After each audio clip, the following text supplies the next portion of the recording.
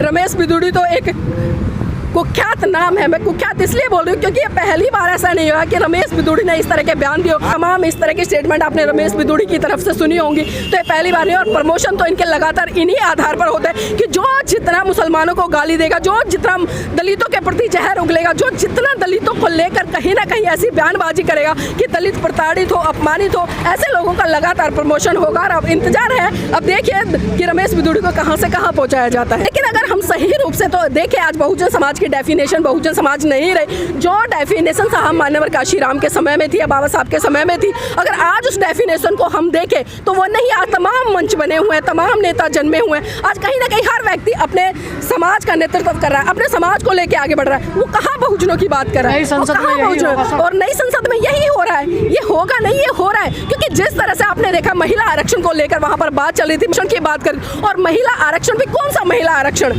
आप समझ सकते हैं कि कौन सा महिला आरक्षण, 33% आरक्षण। अरे शर्म आनी चाहिए, जिस भारत देश में महिलाओं की आबादी पुरुषों के बराबर है, जहां 50% है, वहां पर आप 33% देकर आरक्षण है अपना पीछा छुड़ा रहे हैं। और वो आरक्षण भी खाली SC/ST के लिए, उसमें स्वर्ण समाज की महिलाएं भी हैं। तो कहीं ना कहीं ये देश की महिलाओं को भी समझना पड़ेगा, प्रत्येक नागरिक को समझना पड़ेगा कि आज जो बहुजन है, बहुजन की परिभाषा बदल गई है। वो बोलेंगे नहीं, भारतीय जनता पार्टी के आप नेताओं से उम्मीद कर सकते हैं कि वो महिलाओं के सम्मान में बोलेंगे, उनके आरक्षण में बोलेंगे। जिस भारतीय जनता पार्टी के तमाम नेता, कुलदीप जैसे सेंगर लोग जो बलात्कारी है, जो रेपिस्ट है, आप उनसे उम्मीद कर रहे हैं, और उनसे उम्मीद कर रहे हैं कि महिला तो पिछड़े हैं ना, वो तो बोल सकते हैं ना। पिछड़े कहने के लिए पिछड़े, अब कोई मुझे कह दे नीलम बहुजन समाज से आती है, लेकिन जब तक बहुजन समाज की आइडियोलॉजी मेरे अंदर नहीं होगी, जब तक उसके विचार मेरे अंदर नहीं होंगे, जब तक उसके सिद्धांत मेरे अंदर नहीं होंगे, जब तक उसको समाज को आगे बढ़ाने की मेरे अंदर एक प्रेरणा नहीं होगी, एक भावना नहीं होगी, तो काहे कि मैं बहुजन समाज की। ऐसा तमाम नेता लोग हैं बहुजन समाज में जो अपने आप को कहते हैं बहुजन समाज के, लेकिन क्या जो बहुजन समाज को साथ लेकर चल रहे हैं, क्या वो बहुजन समाज के लिए काम कर रहे हैं? अगर मैं सही मायने में बात करूँ गजेंद्र जी यहाँ पर, तो वो लोग सिर्फ और सिर्फ अपनी राजनीति, अपने संगठन और अपनी पार्टी को चमकाने का काम करें। इसके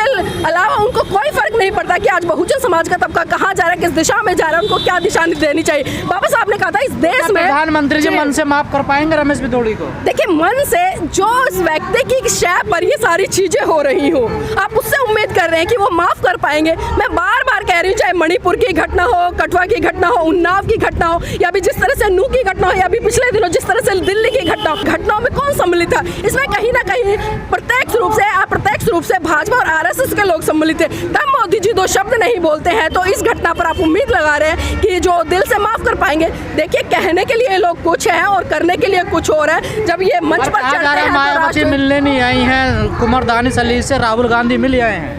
देखिए, यहाँ पर तमाम ऐसे एलिगेशन लग रहे हैं। अभी जिस तरह से जो भारतीय जनता पार्टी है उसके अब्बास नकवी, आपने एक स्टेटमेंट सुना, उन्होंने कहा होगा कि अरे दानिश अली जी तो कांग्रेस की राजनीति करना चाह रहे हैं, वो कांग्रेस में जाना चाह रहे हैं, इसलिए राहुल गांधी पहुंच गए। अरे शर्म आनी चाहिए। अगर कोई व्यक्ति किसी की संपत्ति जताने के लिए, उसको सहानुभूति देने के लिए, उसका मनोबल बढ़ाने के लिए अगर उसके घर चला जाता है, उसके कंधे पर हाथ रख देता है या उससे गले मिलता है, तो आप उसको राजनीति का नाम दे रहे हैं। और रही बहन कुमारी मायावती की बात, तो देखिए उनका पर्सनल डिसीजन है, वो गई है या नहीं गई है, लेकिन तमाम ट्वीट के माध्यम से तमाम भाजपा के जो नेता हैं उन्होंने अपनी संपत्ति दिखाई है और लोग मिल भी रहे हैं, जा भी रहे हैं उनसे। ऐसा नहीं है कि नहीं जा रहे, लेकिन लोग कहीं ना कहीं ये चीज करते हैं कि राहुल गांधी पहुंच गए, मायावती नहीं पहुंची। तो ये चीजें कहीं ना कहीं मन मुटाव भी क्रिएट करती है लोगों के बीच में। तो इन चीजों से कहीं ना कहीं लोगों को समझना चाहिए कि हर समय, हर स्थिति, हर व्यक्ति के लिए एक सी नहीं होती है। लेकिन यहाँ पर मैं जनता से यही कहना चाहूंगी कि आपको समझना है 2024 के चुनाव है वो सर पर है, और सही दिशा में आपको किसको चुनना है ताकि इस देश का, इस राष्ट्र का एक अच्छे से निर्माण हो सके। दलितों को ये कहता है कि कल तक ये हमारे पैर की जूती थे, उनको संसद का चुनाव लड़ा दिया जाता। जो महिला मंच पर चढ़कर ये कहती है कि अरे ये दलित आज हमारे सामने बोल रहे, कल तक जो हमारे पैर की जूती थे, कल तक जो हमारे घरों में सफाई करते थे, उनका प्रमोशन करके कहां से कहां पहुंचा दिया जाता है। तो आप देखते रहिए। यहां तक कि आज यथार्थवादी ताकतें जो सनातन बोलती हैं, उनका सनातन का मतलब जात पात, छुआछूत, ऊंच नीच, भेदभाव, उनका सनातन का मतलब मुंह से ब्राह्मण पैदा हो गया, बाहु से क्षत्रिय पैदा हो गया, भुजा से क्षत्रिय पैदा हो गया, जंघे से वैश्य पैदा हो गया, और पैर से शूद्र पैदा हो गया। उनका सनातन वो है जो न सत्य है, न वैज्ञानिक है, न पहले कभी हुआ, न आज हो रहा है, न आगे कभी होगा। यहाँ बैठे हुए लोगों से पूछना चाहता हूं, क्या किसी बच्चे को किसी के मुंह से पैदा होते देखा आप लोगों ने? अगर कोई देखा तो हाथ उठा दे। नहीं ना? अच्छा चलिए, किसी बच्चे को इस बाहु यानी इस बाहु हाथ से पैदा होते देखा? नहीं। किसी को क्या आप अपने जंघे से पैदा होते किसी को देखा? क्या पैर से किसी को पैदा होते देखा? नहीं। यह सनातन कैसे हो सकता है? तो इनका सनातन पाखंड है, इनका सनातन ढोंग है, इनका सनातन जात पात छुआछूत ऊंच नीच है, इनका सनातन भेदभाव है।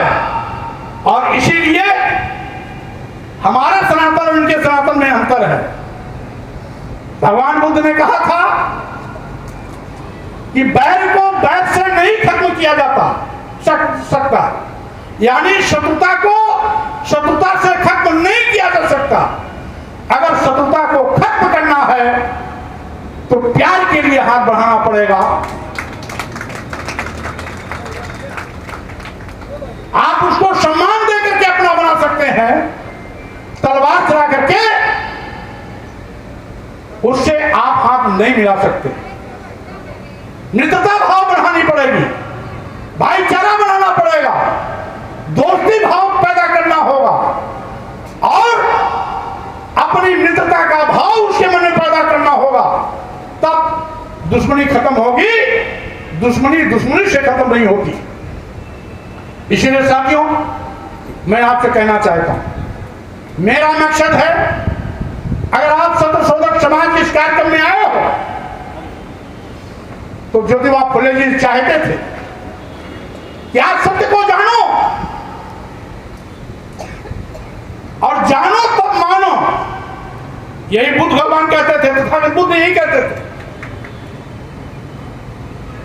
और इसीलिए बुद्ध भी कहते थे, अपदीपो भाव, अपना प्रकाश आप स्वयं बनो। ये तभी संभव है जब आपके अंदर अच्छी शिक्षा दीक्षा होगी। अच्छा क्या है, बुरा क्या है, दोनों में अंतर करने की क्षमता होगी। और इसीलिए बुद्ध भी यही कहते थे, पहले किसी भी कही बात को, किसी भी पढ़ी हुई बात को, सुनी हुई बात को, लिखी हुई बात को पहले अपने दिमाग की कसौटी पर कसो। अगर वो बहुजन हिताय के लिए खरा उतरता है तब उसे मानो। यही चीज ज्योतिबा फुले ने कहा, सच क्या है पहले जानो, और अगर सच है आप स्वीकार करते हो तब उसको मानो। बाबा साहब डॉक्टर अंबेडकर ने भी हमें 3 संदेश दिया, शिक्षित बनो, और उसके बाद कहा संगठित हो, संघर्ष करो। संगठित हो, संघर्ष करो पहले क्यों नहीं कहा? पहले क्यों कहा शिक्षित बनो? इसीलिए कि जब आप पहले शिक्षित बनेंगे तब संगठन का दिशा भी सकारात्मक होगा, संघर्ष का रास्ता भी मानवता के कल्याण के लिए होगा। अगर आप पढ़े लिखोगे नहीं, संगठित हो गए, तो डकैत के गिरोह के रूप में भी वो काम कर सकता है, हत्या करने के लिए भी वो काम कर सकता है, गलत काम करने के लिए भी वो काम कर सकता है। इसीलिए बाबा साहब डॉक्टर अंबेडकर ने भी कहा कि पहले शिक्षित बनो, और जब आप शिक्षित बन जाएंगे तो संगठन और संघर्ष दोनों का रास्ता जो है वो सकारात्मक होगा, मानव कल्याण के लिए होगा।